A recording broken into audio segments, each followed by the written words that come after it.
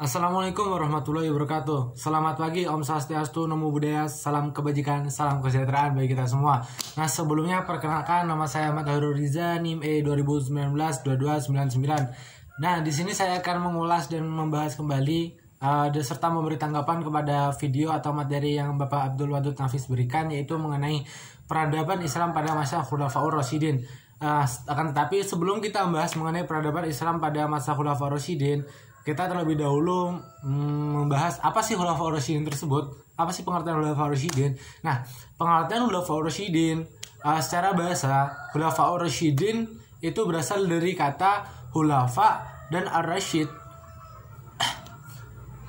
Kata khulafa sendiri itu berasal dari jamak, yaitu khalifah yang berarti pengganti, sedangkan Ar-Rasyid artinya mendapat petunjuk. Kita dapat mengambil kesimpulan ataupun pengertian bebas, yaitu orang yang mendapat petunjuk. Arti bebasnya orang yang dapat petunjuk sebagai pengganti, pemimpin yang selalu mendapat petunjuk dari Allah Subhanahu wa taala.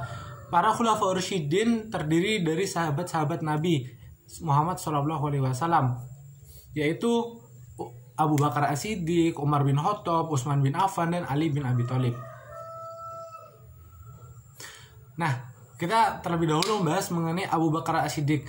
Nah, Abu Bakar As-Siddiq sendiri lahir pada tahun 572 Masehi dan wafat pada tanggal 21 Jumadil Akhir 13 Hijriah atau 23 Agustus 634 Masehi.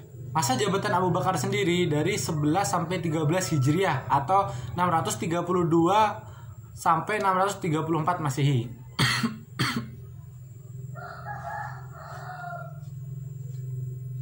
Nah, kemajuan peradaban Islam pada pemerintahan Abu Bakar As-Siddiq antara lain: 1. Perbaikan sosial, yaitu masyarakat. 2. Perluasan dan pengembangan wilayah Islam. 3. Pengumpulan ayat-ayat Al-Quran. Nah, pada masa Abu Bakar As-Siddiq itu sudah dimulai pengumpulan ayat-ayat Al-Quran. Nah, hal ini dikarenakan Abu Bakar As-Siddiq khawatir karena menurunnya orang-orang yang hafal Al-Quran. Yang keempat, yaitu sebagai kepala negara dan pimpinan umat Islam. Dan yang terakhir adalah meningkatkan kesejahteraan umat Islam, baik itu dalam bidang zakat dan lain-lain. Nah, untuk selanjutnya, Khalifah Umar bin Khattab. Khalifah Umar bin Khattab lahir pada tahun 570 Masehi dan wafat pada tanggal 23 Hijriah atau 3 November 644 Masehi. Masa jabatan Umar bin Khattab sendiri yaitu dari 13 sampai 23 Hijriah atau 634 sampai 644 Masehi.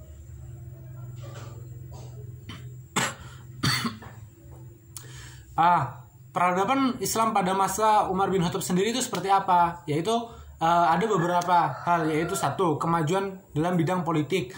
2. Penataan struktur pemerintahan. 3. Meningkatnya perkembangan ekonomi. 4. Meningkatnya kemajuan pengetahuan. 5. Meningkatkan kemajuan sosial. Dan yang terakhir adalah meningkatkan kemajuan agama Islam. Nah, untuk selanjutnya, Khalifah Utsman bin Affan. Nah, sebagai khalifah ketiga, Utsman bin Affan lahir pada tahun 577 Masehi atau 12 Zulhijjah 35 sebelum Hijriah dan wafat pada tahun 135 atau 656 Masehi. Masa jabatan Utsman bin Affan sendiri dimulai pada tahun 23 sampai 35 Hijriah atau 644 sampai 656 Masehi. Apa saja sih yang peradaban Islam pada masa pemerintahan Utsman itu apa saja yang berkembang? Yang berkembang itu antara lain: 1. Memperluasnya wilayah kekuasaan. 2. Memperluas Masjid Nabawi dan Masjidil Haram. 3. Membukukan dan memisahkan mushaf yang disebut mushaf Utsmani. Dan yang terakhir adalah setiap sholat Jumat memerdekakan seorang budak.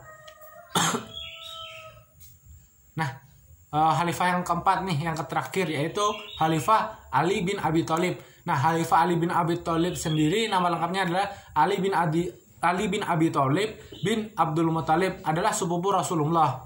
Ali bin Abi Thalib sendiri lahir pada tahun 23 Masehi dan wafat pada tahun 40 Hijriah atau 661 Masehi. Masa jabatan Ali bin Abi Thalib sendiri yaitu pada 35 sampai 40 Hijriah atau 656 sampai 661 Masehi.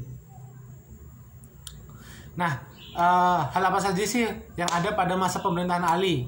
Yaitu antara lain 1. Mengaktifkan kembali sistem distribusi pajak tahunan. 2. Selektif dalam seleksi gubernur dan pengawalnya. Jadi nggak asal-asal milih. Dia itu sangat selektif dalam memilih orang-orang yang akan mendampinginya, akan mendampingi kepemimpinannya. 3. Sistem renumerasi, yaitu penyempurnaan ngaji pada pengawalnya. Dan yang terakhir adalah menjunjung tinggi kepentingan rakyat dibanding kepentingan pribadi individu ataupun kepentingan keluarganya. Nah, kurang lebihnya saya mohon maaf. Wassalamualaikum warahmatullahi wabarakatuh.